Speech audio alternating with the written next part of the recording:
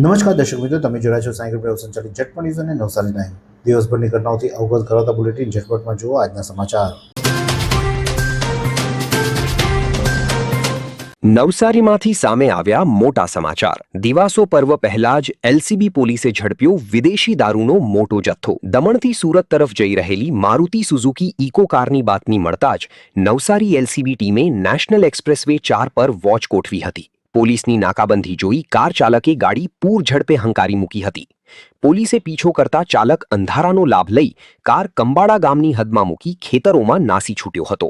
કારમાંથી રૂપિયા 2,65,680ની કિંમતની 790 વિદેશી દારૂ વોડકાની બોટલો અને કાર મળી કુલ 5.65 લાખથી વધુનો મુદ્દામાલ જપ્ત કરી ગુનો નોંધવામાં આવ્યો છે. આવા જ તાજા સમાચાર માટે પેજને હમણાં જ ફોલો કરો.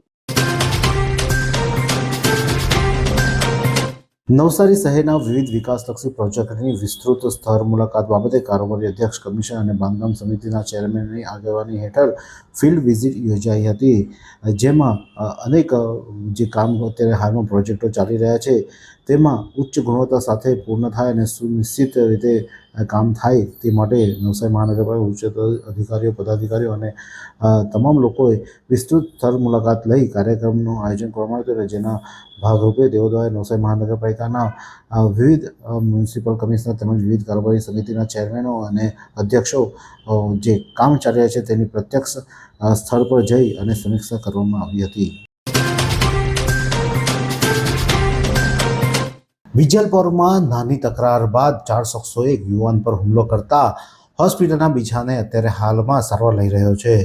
વિજલપોરના નિલેશ ગિરાસે પોતાની ફેક્ટરીમાં હાજર હતા તે દરમિયાન કાર યોગ્ય રીતે પાર્ક કરવા બાબતે એક વ્યક્તિ સાથે બોલાચાલી થઈ હતી, જેનો કાર નંબર છે GJ21CD 5165, કે જેને પોતાની કાર વ્યવસ્થિત પાર્ક ન કરી તેને કાર લઈ જવા બાબતે નિલેશ સાથે ઝઘડો થયો હતો અને જેમાં થોડીવાર બાદ તેણે પોતાના મિત્રો સાથે આવી અને નિલેશ ગિરાસ પર હુમલો કરી દીધો હતો, જેમાં આરોપી મહેન્દ્ર પાટીલ રહેવાસી આકાશગંગા સોસાયટી, ગોટી ભરવાડ રહેવાસી સૂર્યનગર વિજલપુર, અમન ચૌધરી રહેવાસી અલકાપુર સોસાયટી વિજલપુર અને અજાણ્યા ઇસમ, આ 4 ઇસમો વિરુદ્ધ નિલેશ ગિરાસે વિજલપુર પોલીસ મથકે ફરિયાદ આપતા પોલીસે ગુનો નોંધી વધુ કાર્યવાહી હાથ ધરી છે.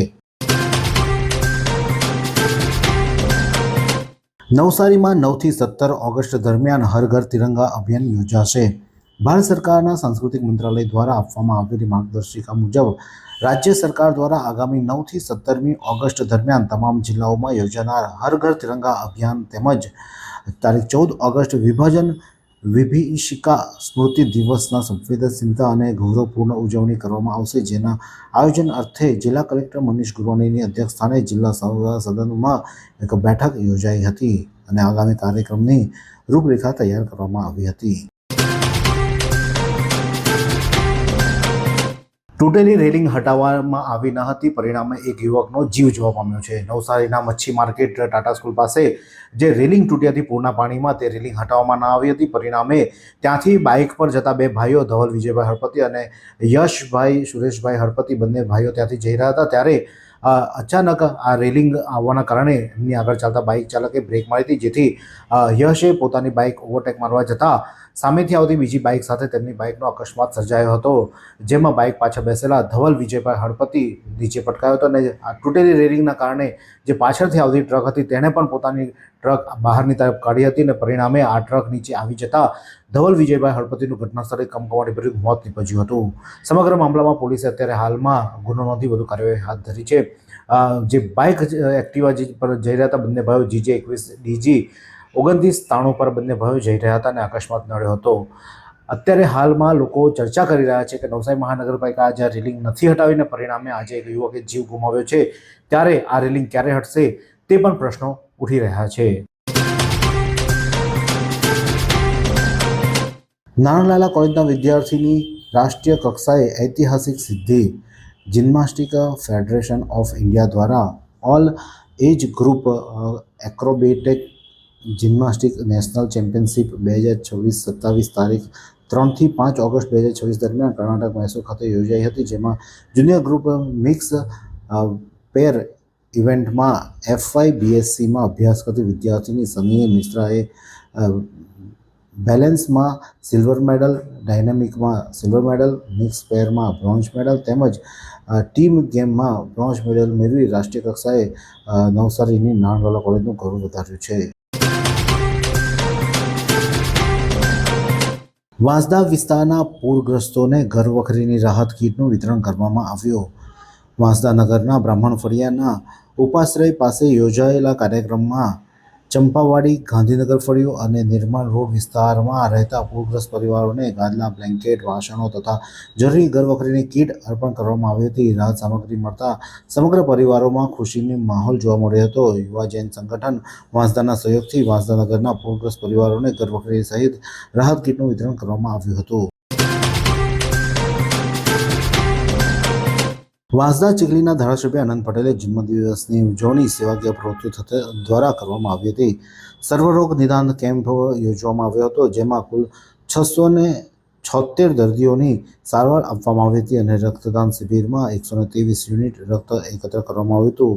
જે આ રક્તદાન કેમ્પ અને મેડિકલ કેમ્પ ખાંભલાવ ખાતે યોજવામાં આવ્યો હતો અને ખંભલા ખાતે આ શિબિરમાં અનેક લોકોએ ભાગ લીધો હતો. જેમાં આ કેમ્પમાં 437 લોકોને ચશ્માની તપાસ, કેમ્પમાં 330 લોકોની પણ તપાસ કરવામાં આવી હતી. ઉપરાંત આદિવાસી સમાજના યુવાનો ઉત્સાહભર્યા આ સહભાગી થઈ અને 123 યુનિટ રક્ત એકત્ર કરવામાં આવ્યું હતું, જેમાં અનેક લોકો આમાં સેવા કાર્યમાં જોડાયા હતા.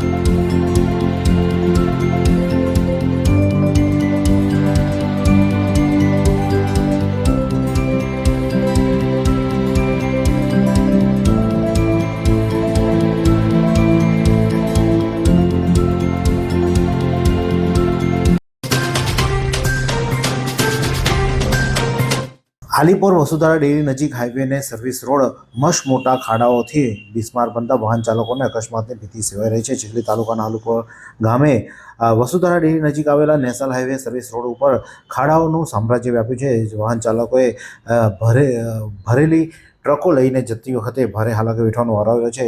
કયા ખાડામાંથી બચવું તે મુશ્કેલ છે, કારણ કે દરેક ખાડા મોટા છે અને તેમાંથી નાના મોટા વાહનોએ આવન જાવન કરવું પડે છે, જેના કારણે જાણે તેઓ ચંદ્રની સપાટી પર ચાલતા હોય તેવા દ્રશ્યો અત્યારે હાલમાં સર્જાઈ રહ્યા છે અને જેના કારણે ટ્રાફિક જામની સમસ્યાઓ પણ સર્જાઈ છે. ત્યારે વહેલામાં વહેલી તકે આ ખાડાઓ પૂરવામાં આવે તેવી માંગ ઉઠવા પામી છે, નહીં તો ગંભીર અકસ્માતો પણ સર્જાય તો નવાઈ નહીં.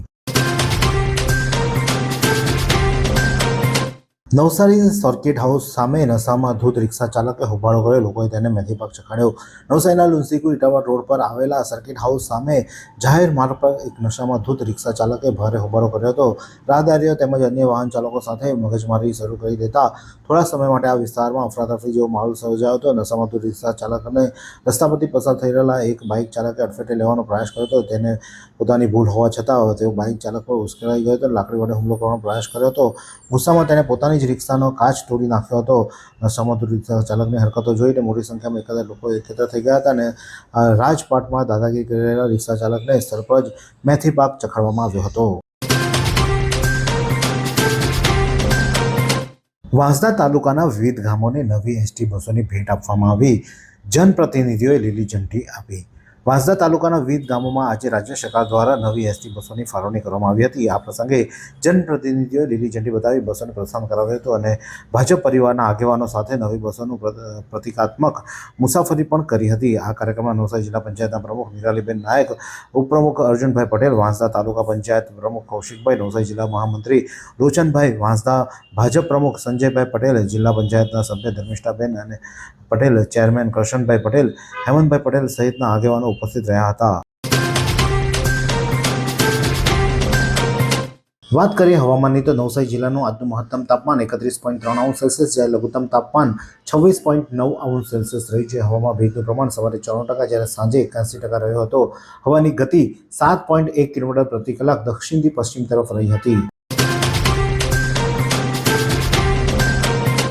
સમસ્ત નવસારી ગણેશ સંગઠનના નવી નિમણૂકો કરવામાં આવી છે. ગણેશ સંગઠનના મહામંત્રીઓની નિમણૂક આજરોજ કરવામાં આવી છે, જેમાં મહામંત્રી તરીકે પિન્ટુ શેઠના મનીષ પટેલ અને વિનોદ રાઠોડની નિમણૂક થઈ છે. તો ખજાનચી તરીકે જયદીપભાઈ દેસાઈની નિમણૂક થઈ છે. સહખજાનચી તરીકે યોગેશભાઈ ચાંદપુરાનો આજે સમાવેશ કરવામાં આવ્યો છે. આમ આજે નવસારી ગણેશ સંગઠનના મંત્રીઓની નિમણૂક કરવામાં આવી છે.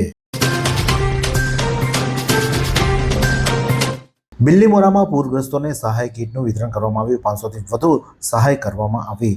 તાજેતરમાં આવેલા ભારે વરસાદ અને નદીમાં વિનાશક પૂરના કારણે બિલ્લીમોરા નદી કાંઠા વિસ્તારમાં તેમજ નીચાણવાળા વિસ્તારમાં રહેતા ગરીબ પરિવારોની સમગ્ર ઘરવખરી પાણીમાં તણાઈ જતા તેઓએ ભારે હાલાકી વેઠવાનો વારો આવ્યો હતો. ત્યારે બિલ્લીમોરા જાયન્ટ ગ્રુપ અને હળિયારી ગ્રુપ દ્વારા રાહત સામગ્રીનું વિતરણ કરવામાં આવ્યું. અંબિકા કાવેરી નદીના બીજી વાર પૂરમાં અસરગ્રસ્ત થયેલા 500 જેટલા પરિવારોને જાયન્ટ ગ્રુપ ઓફ બિલ્લીમોરા અને હરિયાળી ગ્રુપ દ્વારા રાશન કીટ, ધાબળા, કપડાં જેવી જીવન જરૂરિયાતની ચીજવસ્તુઓ આપવામાં આવી હતી.